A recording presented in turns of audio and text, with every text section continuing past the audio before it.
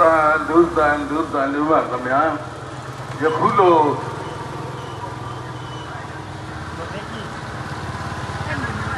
ခုလိုပုံမောရမ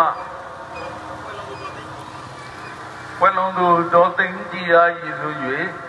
ကျန်ရည်သူမိသားတစုတို့နဲ့ဆက်လက်၍ဦးထုံးကိုဒေါ်လွန်မိသားတစုအပေါင်းတို့က